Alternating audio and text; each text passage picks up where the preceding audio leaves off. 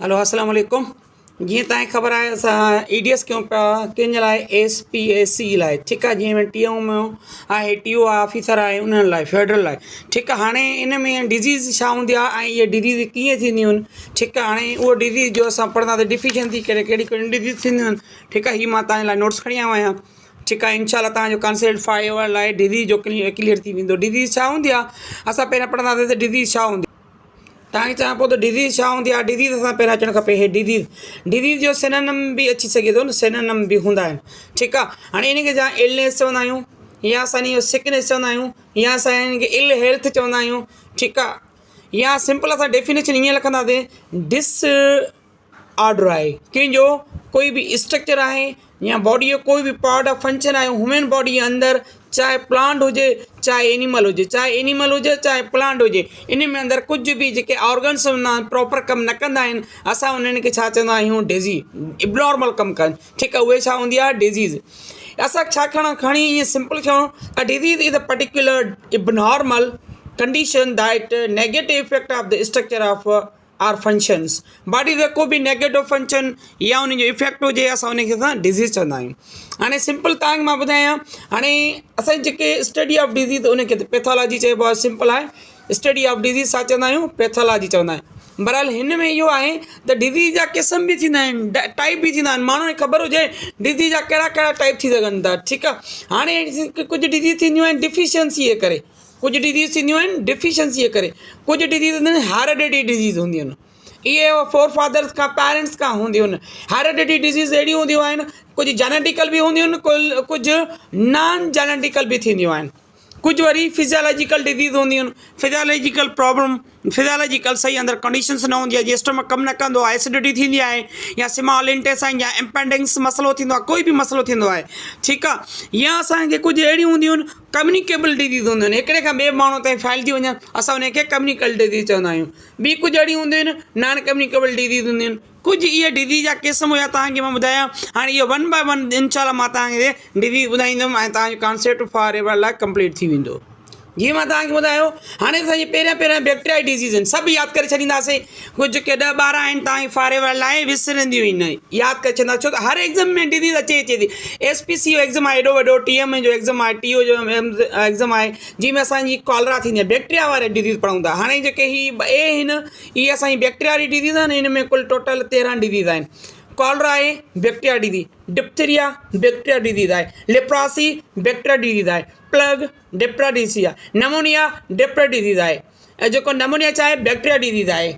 स्टेप्थोरोड इहो बि कहिड़ी डिज़ीज़ आहे, असांजी बैक्टीरिया डिज़ीज़ आहे। टेटनस कहिड़ी आहे, बैक्टीरिया डिज़ीज़ आहे, ठीकु आहे। ट्यूबरक्लोसिस TB आम थी वई आहे, आम माण्हुनि खे थींदी आहे ट्यूबरक्लोसिस, बैक्टीरिया जी डिज़ीज़ आहे। टाइफाइड फीवर, इहा बि बैक्टीरिया जी। हिन में माण्हू ग़लती करे ईंदा आहिनि। ऐं हे जेको आहे न SPC जो इम्पॉर्टेंट क्वेश्चन आहे, फेवरेट क्वेश्चन आहे SPC वारनि जो, typhoid.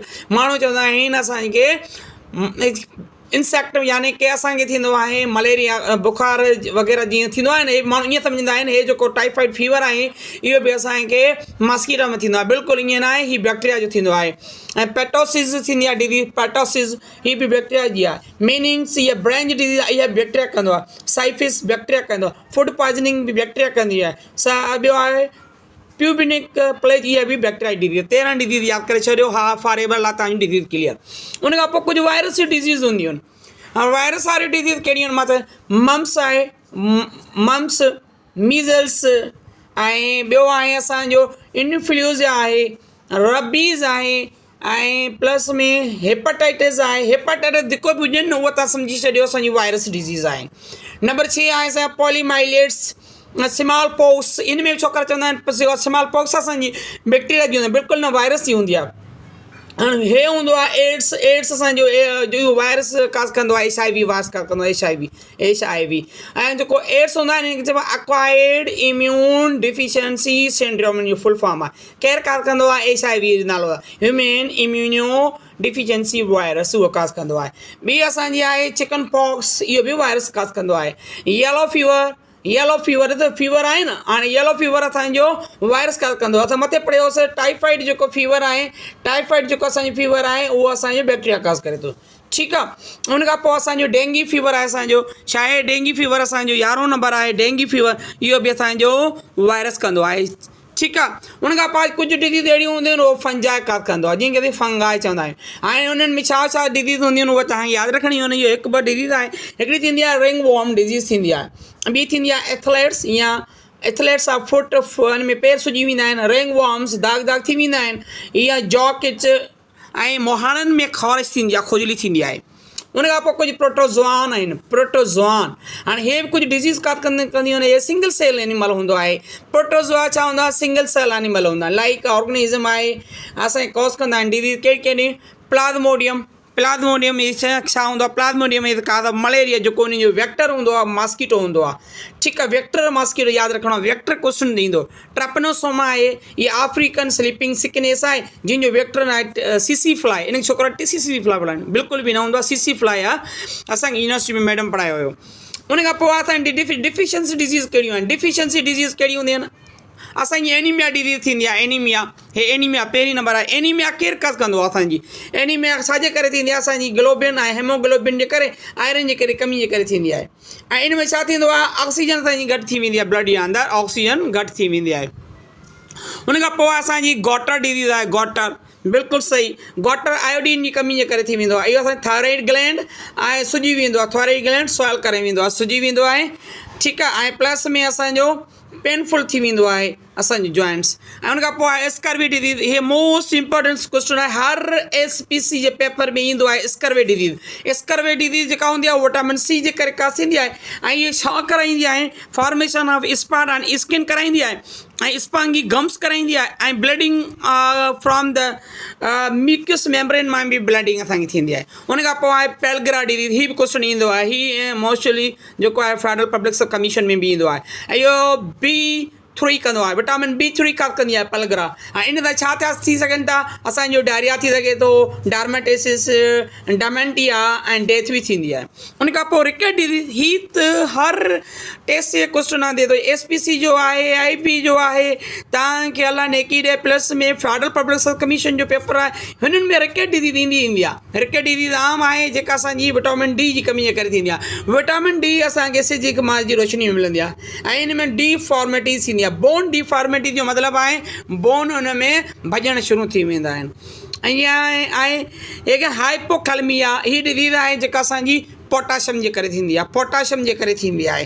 Rice in heart beet वधाईंदी आहे ऐं ब्लड प्रेशर बि वधाईंदी आहे, ऐं पोटाशियम घटि जे करे। हाणे महिरबानी करे पोटाशियम सुठी खाओ, न त पोटाशियम जी कमी जे करे सभिनीनि माण्हुनि खे इहे डिज़ीज़ थियनि थियूं, ठीकु आहे। हाणे के छा नालो आहे, हाइपोकैलमिया, ठीकु आहे। इहा अहिड़ी डिज़ीज़ आहे, पोटाशियम जी कमी जे करे थींदी आहे, ऐं ब्लड प्रेशर वधाईंदी आहे, ऐं हार्ट बीट वधाईंदी आहे, ठीकु आहे। इहा तव्हांखे ज़रूरु यादि करणी पवंदी।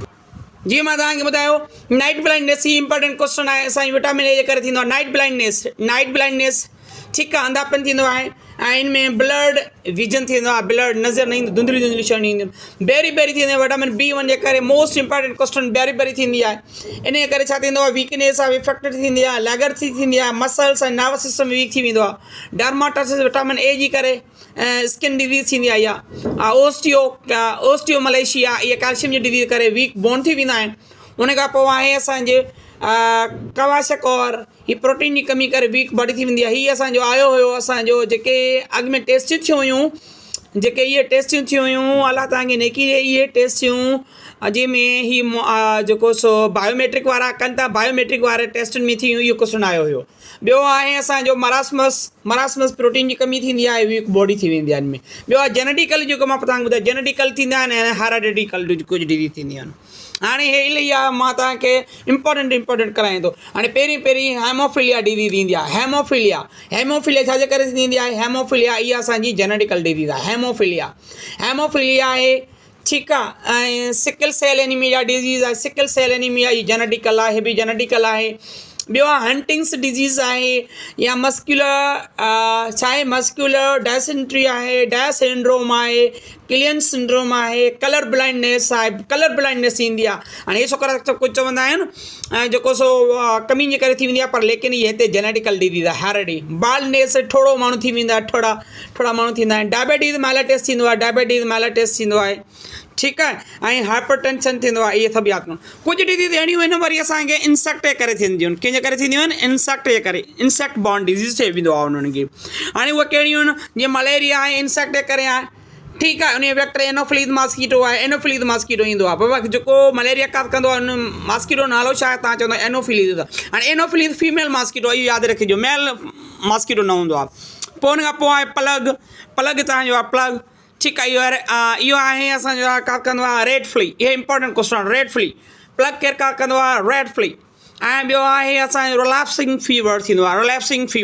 रिलैप्सिंग फीवर केरु कंदो आहे लाइस जुआ हूंदियूं आहिनि मथे में छोकिरनि खे ऐं छोकिरियुनि खे उहो काज़ कंदो आहे सैंड फीवर असांजो सैंड फ्लाई कंदो आहे ठीकु आहे डेज़र्ट्स इलाइक़े में सैंड फ्लाई मिलंदियूं आहिनि काला अज़र डिज़ीज़ हे मोस्ट इंपॉर्टेंट क्वेश्चन आहे फेडरल जो काला अज़र डिज़ीज़ थींदो आहे बेड बग काज़ कंदा आहिनि केरु काज़ कंदा आहिनि बेड बग हुन खां पोइ आहे डेंगी फीवर आहे असांजो एडिस एजिप्टी हीउ क्वेश्चन ईंदो आहे हर दफ़ा फेडरल में ईंदो आहे ऐं SPC में क्वेश्चन में वरी एनोफिलीज़ वारो ईंदो आहे जेको मलेरिया काज़ कंदो आहे ठीकु आहे इहे मोस्ट इंपॉर्टेंट क्वेश्चन आहिनि जेके तव्हांखे यादि करणा पवंदा हाँ जीअं मां तव्हांखे ॿुधायां त महिरबानी करे रमज़ान शरीफ़ असां महिनत करे हीअ एॾी वीडियो ठाहियूं था हाणे उन दोस्तनि लाइ इंशाअल्लाह ही ॾाढियूं असांजूं जेके वीडियो ठाहियूं था ॾाढी साबितमंद तव्हांजे लाइ रहंदियूं SPC एग्ज़ाम जे अंदरि ही फेवरेट क्वेश्चन आहिनि ऐं मुंहिंजो एक्सपीरियंस आहे 10 ईयर जो एक्सपीरियंस आहे अल्हम्दुलिल्लाह मूं बि स्क्रीनिंग्स काफ़ी सारी ॾिनियूं आहिनि जंहिंमें कुझु स्क्रीनिंग मां बि क्वालिफाइड आहियां मां महिनत करे रमज़ान शरीफ़ रोज़े सां ही जेको वीडियो ठाहियां थो इन जो मक़सदु ईअं आहे त तव्हां महिरबानी करे असांजे चैनल खे सब्सक्राइब कंदा ऐं प्लस में लाइक बटन ऐं प्लस में शेयर दोस्तनि सां कंदा ही नॉलेज आहे जेतिरी तव्हां शेयर कंदो ओतिरो इल्मु तव्हांजो वधंदो महिरबानी थींदी रमज़ान शरीफ़ जो सदको तव्हांखे इहो कढणु खपे महिरबानी अल्लाह हाफ़िज़ थैंक यू